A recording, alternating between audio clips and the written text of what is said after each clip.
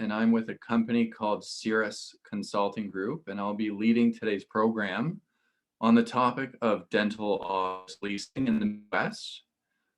Thank you all for joining. Over the next 50 minutes, up to an hour, we'll cover a wide variety of information, all applicable to the dental practice owners or future dental practice owners. So whether you're looking at starting up a practice, renewing your office lease, expanding your practice space, or selling and transitioning from ownership sometime within the next 10 or so years, all of the information will be applicable to you.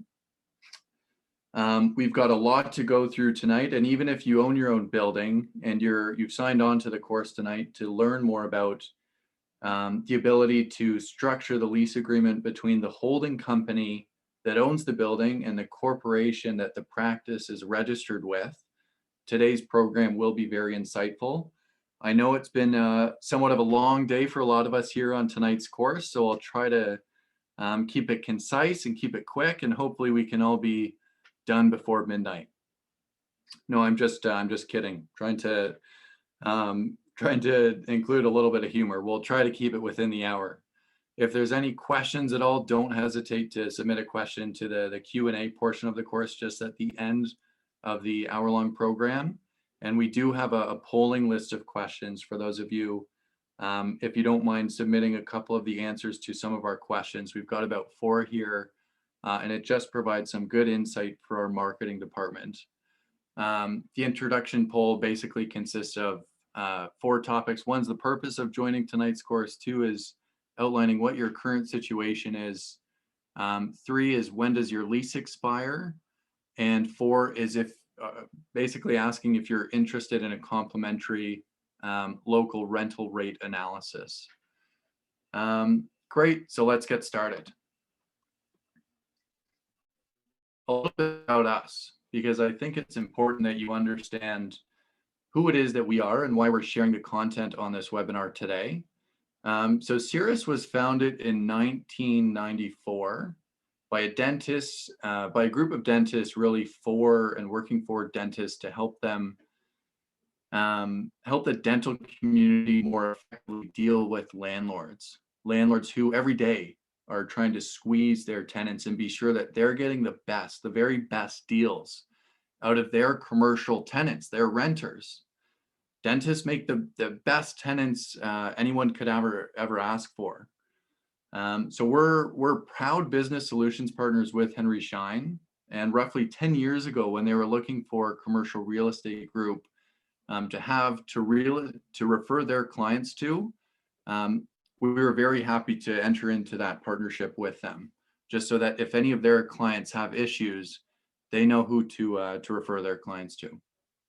So over the last 2 decades, we've helped over 12,000 practices negotiate their office lease agreements, along with several of the national dental corporations, with many practices in their portfolio. We have an in-house legal and leasing department, along with a market research team that assists all of our active client files with their negotiations. The firm it's really designed to facilitate the real estate strategy for the practice, and be sure that the practice and its trajectory and goals are in line with what our clients have for their goals. So all of our departments really work collaboratively with our clients, and be sure that our clients' interests are at heart. We really do focus on taking the client's life plan and designing the lease agreement with that as a part of our objective, opposed to a business that is the dental practice signing an arbitrary document or arbitrary lease and really restructuring their life around a lease commitment. We deliver 100 plus continuing education courses every year. If it weren't for the pandemic, we'd be delivering a lot of these webinars in the live form at an in-person seminar, but obviously due to the pandemic, we're restricted to providing these courses via webinar. So we've got today a number of practices joining us from states all across the Midwest. And the focus for tonight's program is really going to be in sharing a lot of the market rental analysis for just for those states specific to the Midwest. But typically we would be lecturing at some of the major dental conventions, such as the, let's see here, such as the Greater New York Dental Meeting, the PDC, as well as the Yankee Dental Conference, and the CDA. We do work with clients outside of the United States as well, throughout Canada as well. But again, the purpose of tonight's course is just to narrow in and focus on the Midwest region. So the purpose of tonight's course, as I just mentioned, is to kind of have a recap on the rental rates throughout the states in the Midwest, talk about the importance of the office lease agreement, and just how it's very specific for that of a dental practice owner. Discuss the importance of the commercial office lease and how the lease within the dental community as a segment of the small business population within North America is more critical in comparison to a non-healthcare related tenant, right? A lot of factors within the lease agreement help determine a potential sale for a dentist, while the lease in place for a typical office or retail tenant really won't affect the sale of that particular business. We'll take a look at a lot of the key and critical provisions within a standard template lease commitment that many of you tuning into this webinar today may be under contract to, and look at how it can positively or negatively affect the practice. And we'll get into some practical and strategic advice on how to leverage COVID and the now more tenant-friendly market to get ready and start a negotiation to achieve the most amount of value in the lease negotiations that you may have coming up with the landlord. So as I had mentioned, that market update, this is a snapshot of what the vacancy rates and the rental rates are for Chicago. Please keep in mind that this is a very large sample size. So these rental statistics are pulled from a very large variety of tenant groups, from tenants that are leasing medical space, retail space, and office space. And with that in mind, we can see now that the rental rate has gone down. It's trending downward from what was a strong $46 per square foot average in Chicago. What is now looking toward more of a $42 per square foot average. Again, it's a very large sample size. So keep in mind, if you're in very class A retail space, your rental rate per square foot is probably north of that $46 per square foot mark. In contrast to a declining rental rate, you're always going to have an increase in vacancy. So those two factors really work hand in hand, right? If you have an increased vacancy rate, you're going to have it as the market's trying to correct itself. And Chicago traditionally has always been a very strong market, yielding a lot of very valuable rent rates with some very high class properties. Moving over to Indianapolis, Indiana, you can see that the average rent rates are plateauing. At per square foot, you've got $25 in rent value, again, across the broad spectrum of what's available in the commercial sectors, just in office, retail, and the more specific medical office space. And that vacancy rate is plateaued as well. Milwaukee, you can see that the rent rate is a lot lower. It's closer to the $21 per square foot mark, with the rent value plateauing. Moving on, in Cincinnati, you can see that it's closer to the $27 per square foot mark. And then the vacancy rates looking at that plateau. These statistics, just the increase in vacancy and the decline or plateauing in the rent dollar per square foot, is very indicative of what's going on in COVID. I mean, COVID has provided basically the market, the whole commercial real estate market, with the opportunity for the tenant to now set forth more terms in the lease agreement that would benefit them, as opposed to a landlord-friendly market that really is going to benefit the building owner, where they can put forward terms that are really just going to benefit the landlord.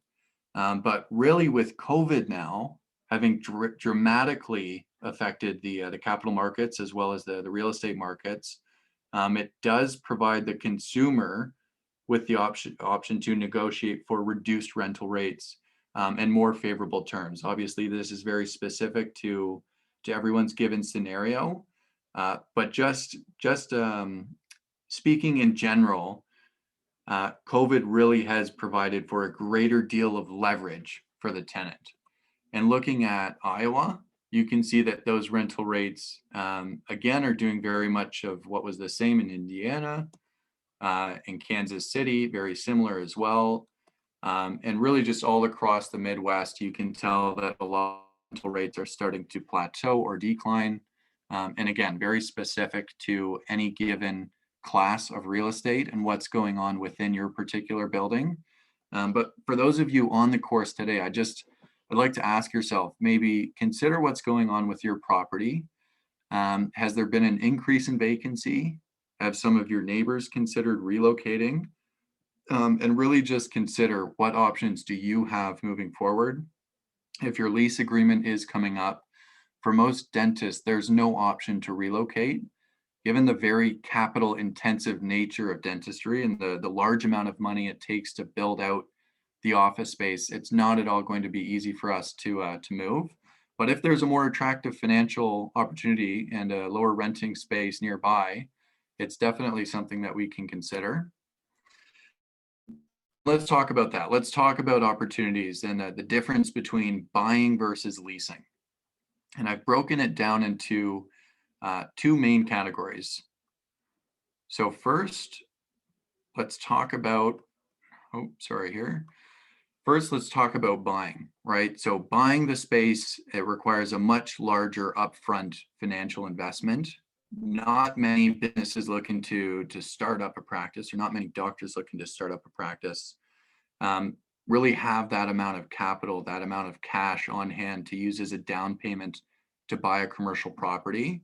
Again, most commercial properties do sell for a lot more than what residential properties sell for. So it's not all that similar to buying a home. Becoming a landlord, it does come with a very great deal of responsibility. It's for those of you who own your building and have joined tonight's course, I'm sure that you can all attest. It's definitely not, a simple task. It comes with its own challenges, having to tend to tenant needs, make payments. It can be a great way to earn that rental income and eventually retire on the sale of the property. But it's definitely not short of any kind of responsibility.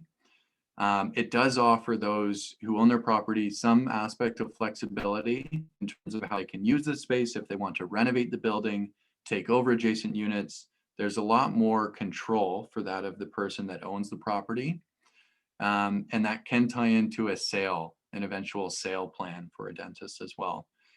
So on the opposite side, let's jump over to the leasing spectrum. You can see that it requires a much smaller startup payment. So for those of us who have just graduated dental school and completed a 1 to 2 year associateship, and now we're looking at starting our own practice, there's typically going to be a great deal of debt toward our name. And if we can't get approved for the ability to purchase a property, if we only have a small business loan and we're looking to put some of those funds toward a first and last month's rent, that's typically a much more safe and reasonable option to capture some decent real estate and open up the practice doors. That does also allow for somebody who's leasing space to have that extra gap or that extra nugget of cash to spend on things like marketing, right? If we can attract more customers by way of social media and we want to spend some dollars on an updated website, the funds that we would save and otherwise spend on a building could be put toward things like marketing. Depending on how the lease is structured, it could also provide us with the option to relocate. If there's not a very long-term commitment and we are leasing the property, if we wanted to move to a higher class of real estate, perhaps with a better location or better visibility, depending on how the lease is structured, it could provide us with that option. So for those of you who are looking to consider relocating, depending on what those financial commitments are and what your lease commitments are, um, oftentimes, moving to a more suitable location is what would prompt somebody to move their practice. But whether you own your property or you're leasing your space, the foundation in place for the actual practice itself is found by way of the lease agreement. And we'll talk about how that comes to be as per a sale. But just to reiterate, for those of you who own your property, as many dentists and practice owners throughout the Midwest do actually own their property, it is very important that you have a lease in place, a contract set up between the holding company that would own the building and the corporation that the practice would be registered with. And essentially, you're doing a number of things, one of which is you're dividing the liability between the two assets. There is a major tax benefit in doing that. I'd recommend just connecting with a tax expert. But you're dividing the liability. So in the event that if somebody were to, seek damages from the property owner, the value of the practice is not grouped in with the property itself. So we have that division of liability. And having that lease in place is perfect so that if we ever wanted to lease out the property that you would own, you already have a lease agreement and proven track record of rents in place for that potential tenant to consider. So that's the perfect thing to be able to show the doctor that would take over your practice. Okay, great. Now I know what I'm going to be committing to. I have a lease agreement here and it proves what the practice has been paying in rent for the past 5 to 10 years. And of course, if you're leasing space, we really need to be sure that the lease agreement is set up in such a way that it's going to facilitate our predictability for the career in the next 5 years and its pending sale. So what is a lease agreement? Typically, what is a lease is a question that I'd ask at a live event and would look to see what some of the doctors in attendance would have to say. But given that this is a webinar and it's a one-way program, I'll answer this. A lease is it's a technical agreement. It's between two parties, of course. It's a landlord and a tenant. It spells out all the different factors and the variables within the tenancy. So for a landlord, looking at that side of the table, for a landlord, they want to know who the tenant is, how long they intend to stay, and how much money can the landlord take from the tenant. And on the other hand, for a tenant, they want to know how specifically where the space is and what they're renting, how much it is going to cost them, and how that cost will increase over time. How long can they stay by way of the term and the options within the lease? And then there's all of the other provisions that are outlined within the lease agreement beyond the time and the money factors, right? And at a lot of my live seminars, I'd like to ask the doctors, what is the single biggest purchase that someone will make in their lifetime? And often an attendee or a doctor will mention, that the biggest purchase most people would make in their lifetime is their home. But truthfully, the answer for the single biggest expense that a dentist has in their lifetime will be the lease commitment, right? When you add up the amount of rent that a dentist will pay over the course of a 25, 30, 40-year career, that total amount is huge. And I'm not being critical in saying that it's not the right way to go. For most people, it's absolutely the better option than trying to be a landlord. It makes a lot more sense in most cases. But we really do need to know what we're committing to, right? For any large commitment, people always ensure that they have a great amount of mileage, a great amount of return on any large investment. But the funny thing is with these agreements, with these leases, people will talk about rent rates per square foot, and then a document gets thrown in front of them and they just sign on to a very heavy commitment without even knowing what they're getting into. And it's so unique and particular to a dentist and just the way that a dental practice operates that we need to take time to understand what it is that we're committing to beyond the money.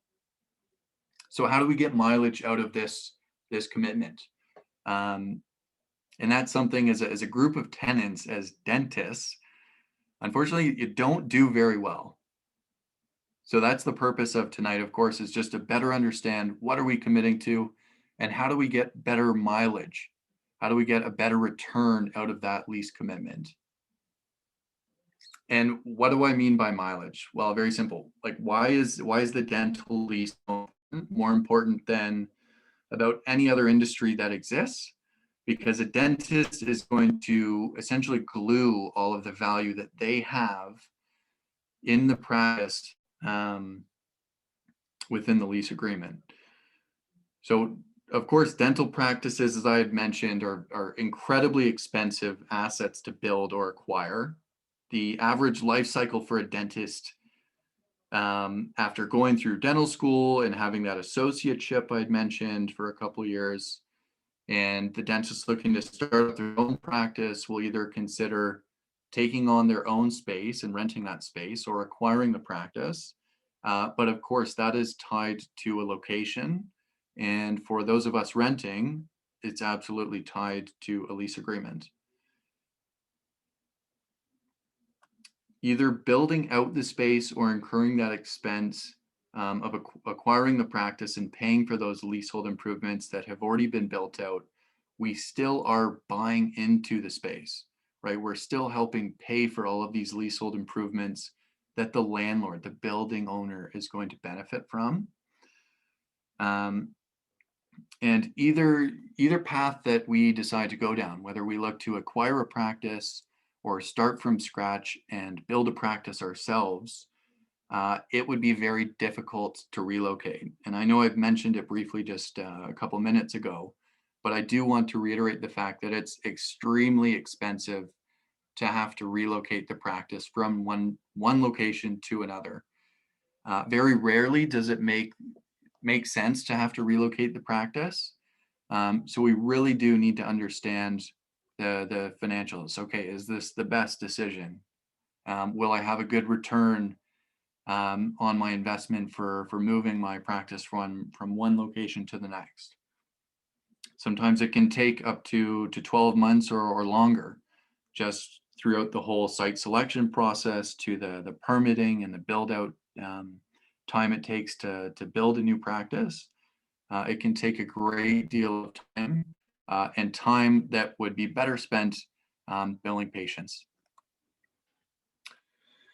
Finally, the lease agreement, of course, is very, very important because it is related to the ability for us to actually sell the practice. There's 3 saleable components. There's 3 components that can tie in the ability for a dentist, for a practice owner, to go through the option of having their practice appraised and facilitating that sale. And what are these 3 components? So let's take a look. So first is the equipment. Obviously, very, very important for running a practice is having that equipment. Second is the goodwill. We need to have patience to be able to use our equipment on and with. And then what's one thing that could result into, not just 50% of the overall practice value, but as much as 100% of the practice's value? Any guess? It's the lease agreement.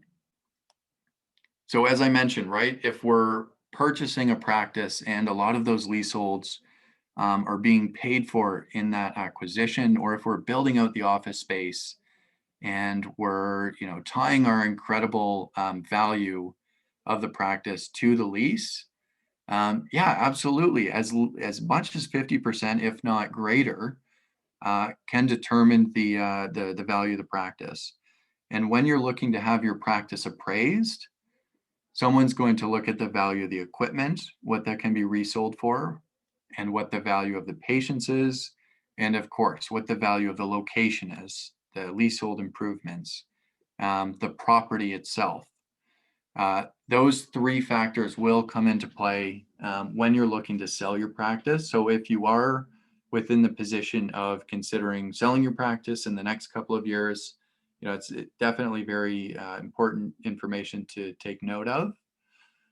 And we just want to be sure that through the lease agreement, we're set up in such a way that we're not going to be at risk, that we're going to be protected. We're going to be able to transfer the lease agreement to somebody else and not be putting the practice in jeopardy.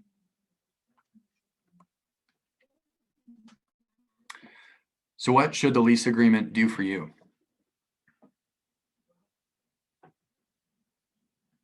Of course, it should provide fair and affordable financial terms. And what do I mean by fair and affordable?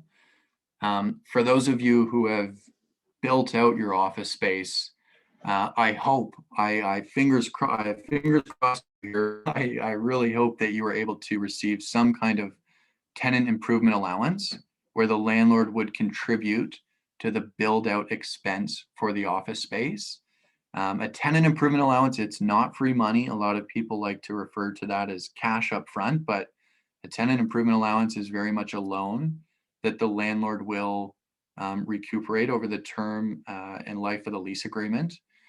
So if we are going to build out the space and it does make sense to receive a tenant improvement allowance from the landlord, great. Then our agreement really should benefit us by way of those financial terms.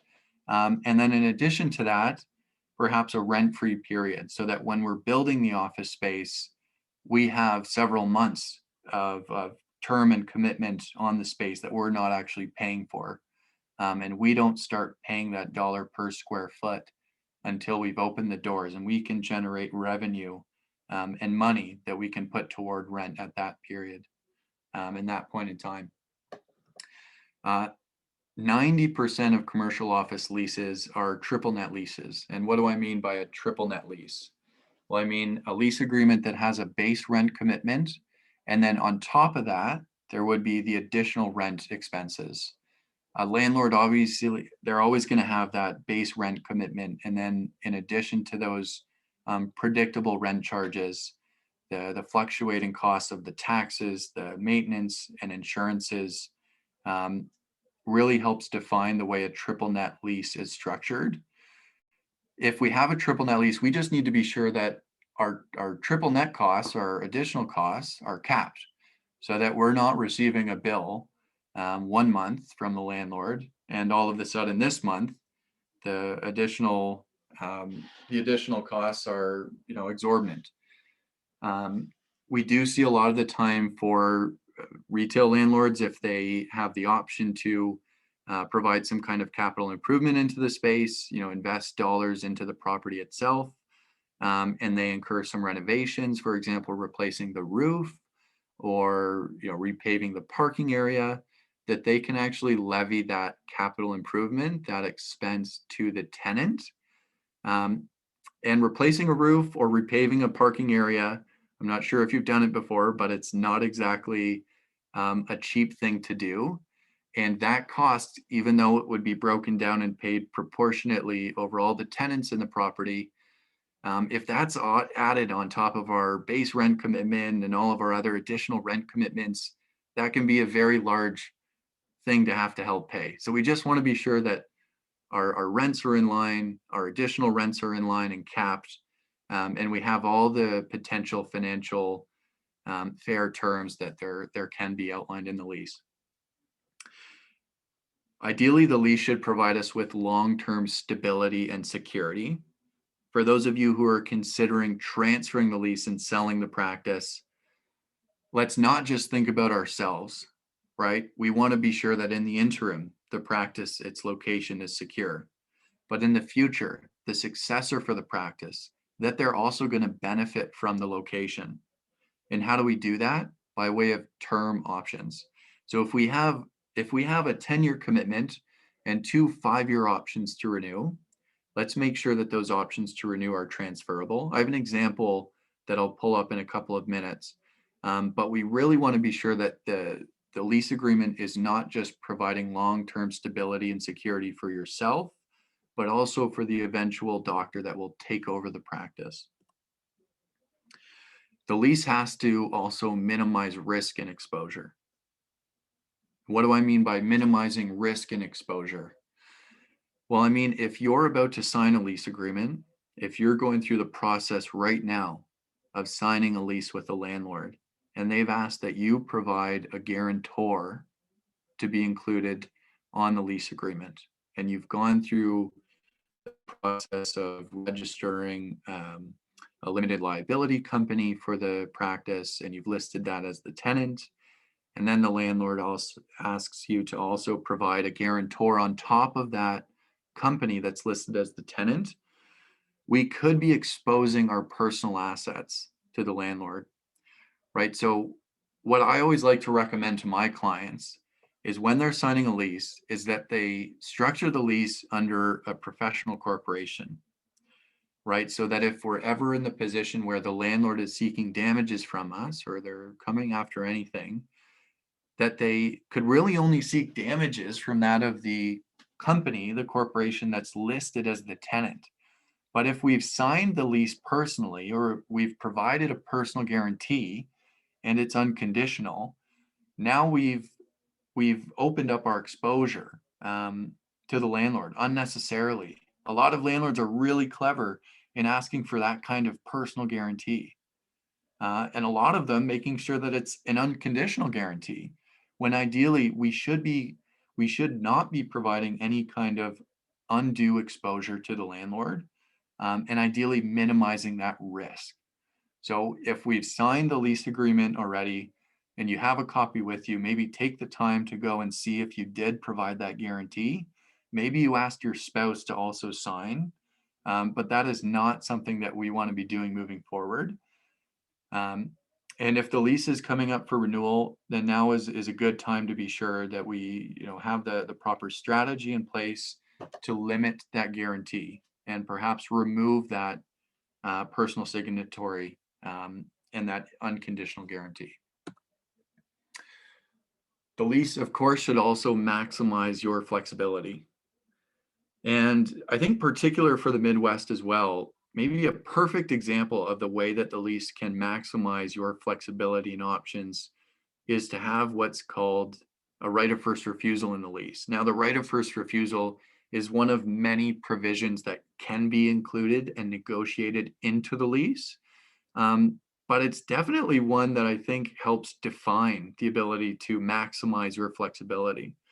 So, for example, the right of first refusal outlines a tenant's option to be provided notice that either an adjacent unit is available for lease and you can take over that square footage before the landlord would even market it to the public, or perhaps the building is being offered for sale.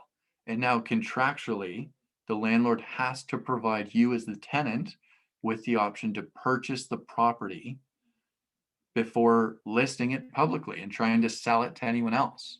Of course, it would be for a fair market value, but that is the perfect example as to how to maximize your flexibility. And it's not to say that you would need to take over that adjacent square footage or exercise that right of first offer to purchase the property. But it could be something that the eventual buyer of the practice really would benefit from. Because if they see that in the lease and they have the goals of one day owning the property themselves, well, then perfect. It's in there. So when the practice is being appraised and the lease agreement is being looked at, if the right of first refusal and other flexible terms are included, it's only going to boost the value of the practice, of your business, that you can sell to somebody else. And on that note, the saleability of the practice, of course, the lease has to enhance your ability to sell the practice. And I do have one longer example that I'll get to just within this presentation, but the lease agreement does need to do that, right? If you're renting space today, the lease absolutely needs to provide you with the option to walk away from the commitment you have with the landlord. It's very unique for a dentist, but you're not going to be able to sell the practice for its full value unless you can transfer the lease. I mean, some people go through the unfortunate scenario of only being able to sell the practice for its parts, its equipment, and its goodwill. But the most profitable way to sell a practice is to do an asset sale. And throughout that, for us who are renting office space, we have to get the lease signed. So it's in your lease. And I've got two examples here I'd like to go through. First is the option to renew. So I mentioned this earlier when talking about the long-term stability and security, but I have here an example of an option to renew. Now you'd see there the name just on the first line, Dr. Joe Black, but obviously that name is not for an actual client of ours. I'd replaced the name there so that we just have a generic name and it's not, we're not in breach of any kind of confidentiality. But this language was actually copied and pasted from an actual option to renew clause. And if we can just take a moment, this language is found in roughly 90% of all commercial office leases. Let's try and see if we can find what's wrong with the way that this option to renew is outlined.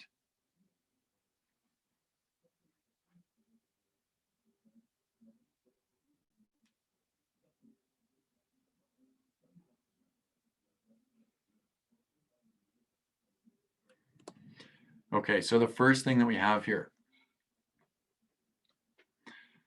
it says, provided that Dr. Joe Black shall remain as the tenant, sparks a pretty big issue with the way that this is outlined, right? Because if Dr. Joe Black is not going to be the tenant, this option to renew will not apply to this lease agreement. So somebody who's looking to buy the practice is not going to be able to go to the bank and potentially ask for a loan on an amortization period that could have been dependent on this option to renew, right?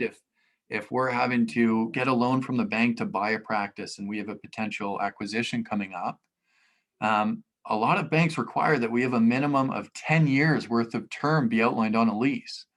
But as you can see here in this example, Dr. Joe Black, if he's not going to be the tenant in the space anymore, then this option to renew will not apply to the potential buyer for Dr. Joe Black's practice. So we need to make sure that our options are transferable. There's a number of ways that this option to renew is set up. Ideally, I'd like to go through every little one, but just in the interest of time, let's jump down to the bottom of this paragraph and look at the last one.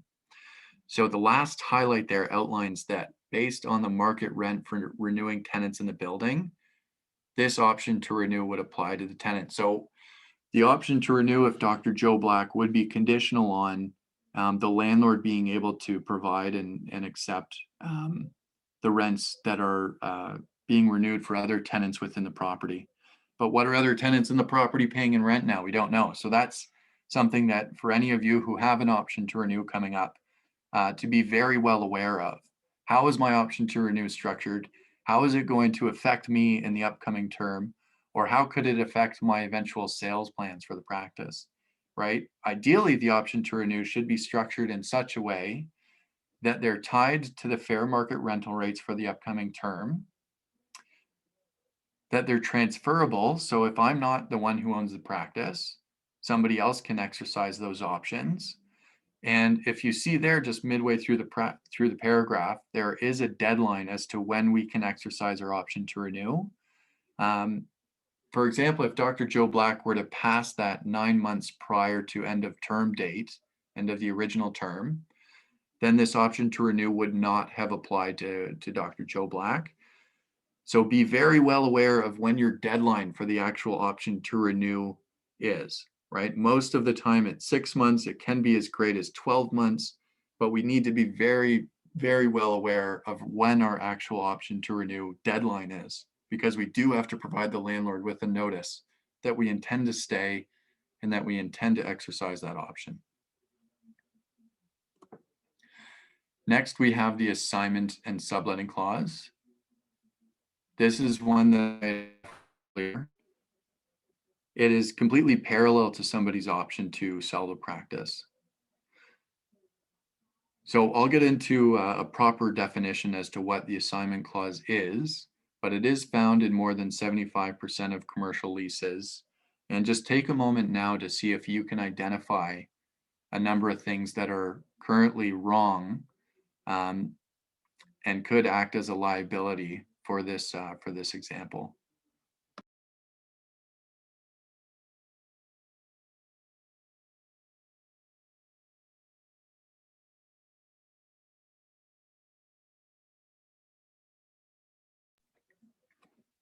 Okay, let's look at the first highlight, and now you can test yourself and see if you've caught it.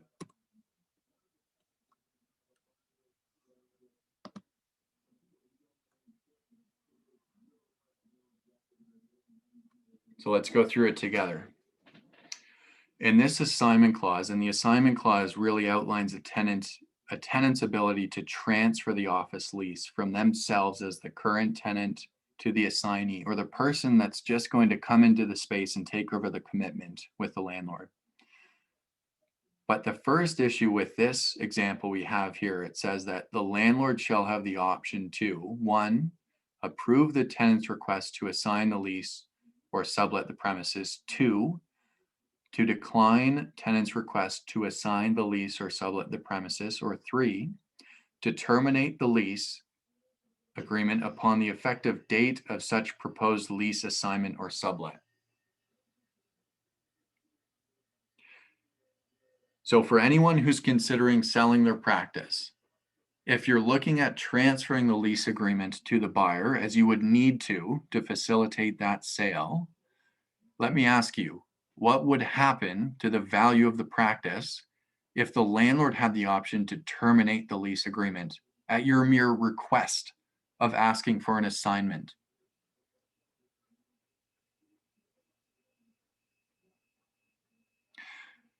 The sale would be in jeopardy. I mean, it's obvious, right? If I'm looking to acquire a practice and all of a sudden I can't take over the lease agreement for that particular space because some landlord doesn't want to process a transfer, now what am I buying? I'm just buying charts, I'm buying equipment. I can't even practice in the same location where the patients are familiar. No, that's obviously an issue. So be very well aware of the conditions within your assignment clause. Um, just last month, we had wrapped up a file for a client of ours in downtown Chicago. Unfortunately, we were inserted just towards the final stages of this negotiation, but the doctor who was selling his orthodontic practice was negotiating with his landlord, and the landlord was of the sole opinion that he should have the option to terminate the lease just upon the tenant's mere request to transfer the agreement. Further to that, that landlord was actually trying to get in the middle and collect the portions of the sale proceeds. For that client of ours in Chicago, we were able to negotiate that scenario down. But just to look at this section, the second highlight here, it says that the landlord shall have the right to revise the minimum rent to be paid during the remainder of the term to the greater of the then current market rent for the lease premises of 15% greater than the then current rent. So basically, the landlord's just outlining that if the tenant wants to transfer the lease, then they can increase the rent. So the new incoming assignee or the doctor who would be taking over the practice would be paying whatever the landlord wants, right? If there's no definition there of what the then current rent is, it's going to be a negotiable term. And someone who's looking to acquire a practice, if they have to all of a sudden negotiate rent rates with the landlord, it's not going to assist and help that sale proceed. It's going to be a very difficult transition.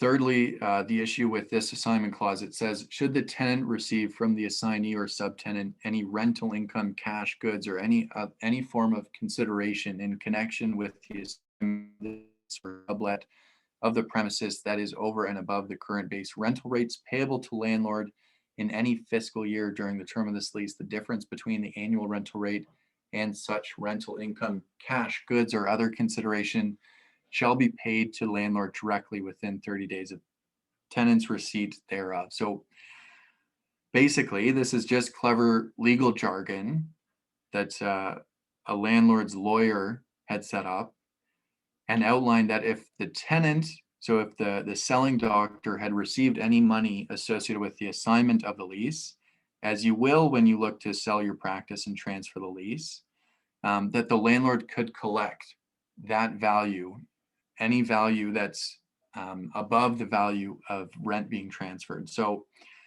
when you're going to sell the practice, and you have to get the lease transferred to the assignee and that purchasing doctor, a great deal of money is going to change hands, right? Retirement time, and everyone's selling the practice, the asset you've been working on for the past however many decades. But like our client in Chicago, who is trying to sell his practice, the landlord was of the opinion that no, he was selling something that was his.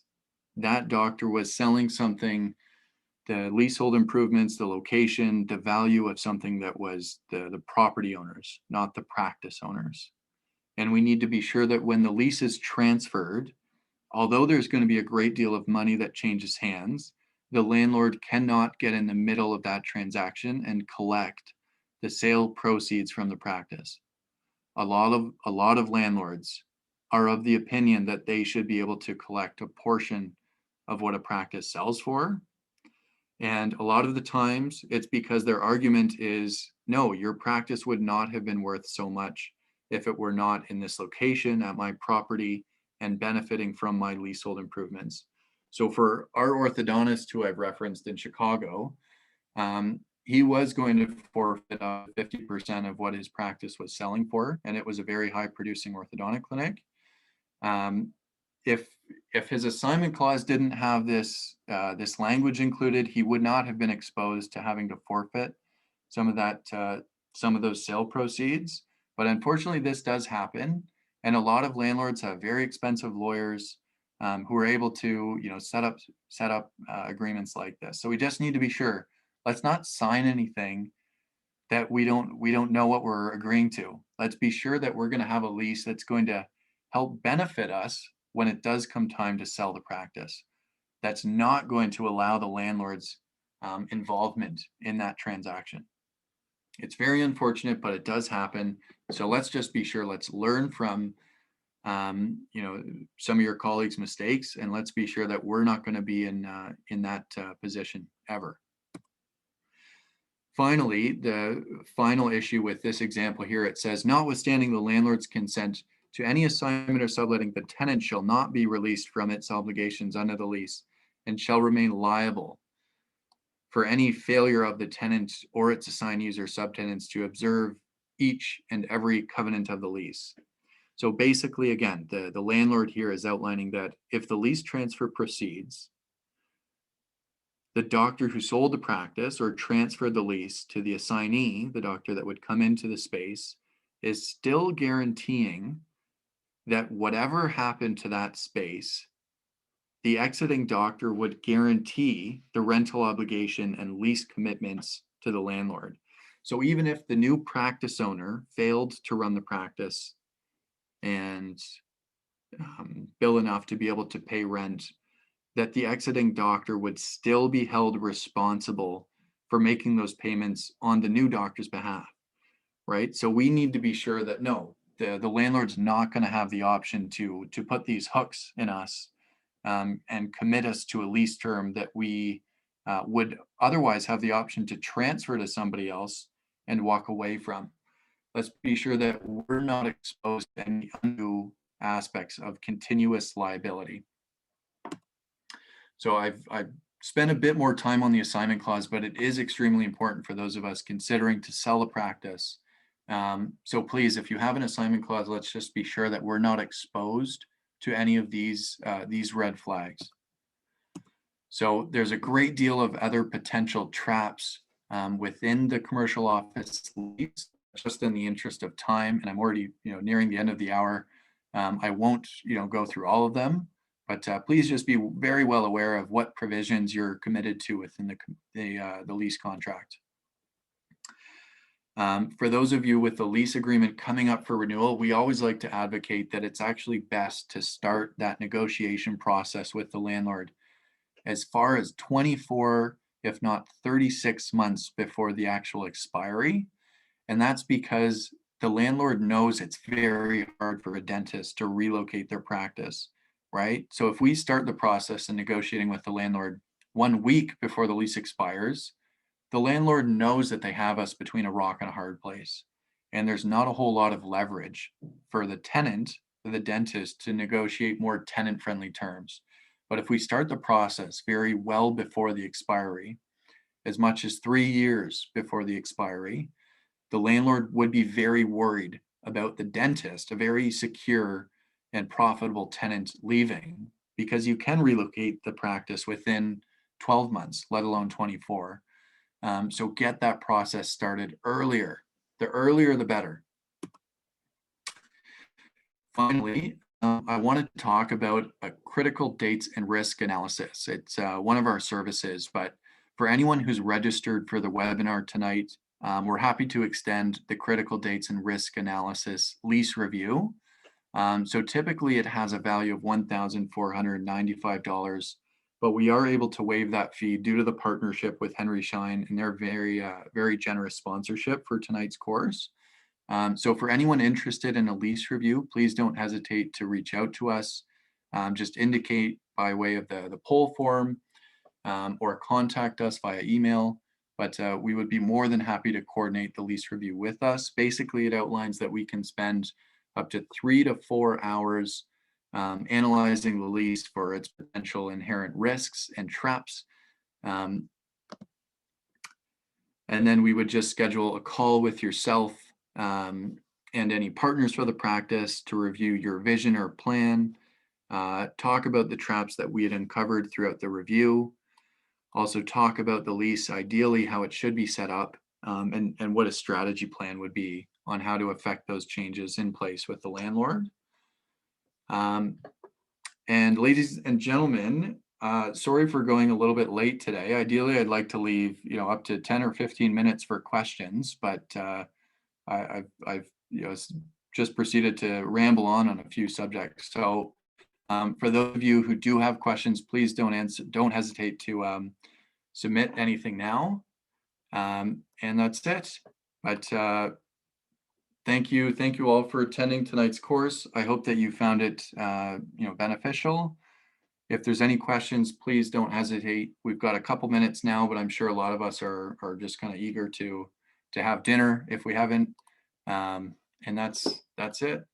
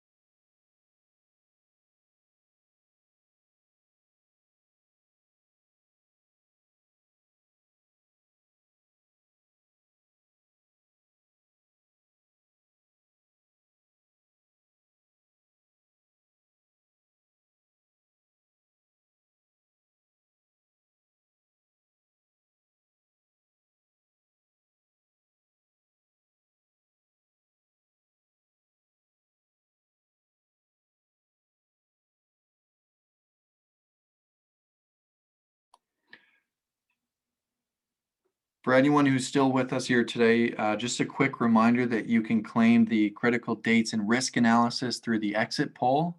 So please don't hesitate just to click on the exit poll and request that critical dates and lease review. More than happy to go through it with any of you personally. I'm going to be one of the consultants that schedules that lease review for anyone who's requested the critical dates and risk analysis. And if not me, one of my colleagues, one of the other consultants with Cirrus Consulting. But again, I hope that a lot of the information was of great value to you and perhaps answered some questions. But if not, don't hesitate to reach out as we can answer those questions on a more specific and individual matter. But thanks again, everybody. Please enjoy the rest of your evening and stay safe and have a great night.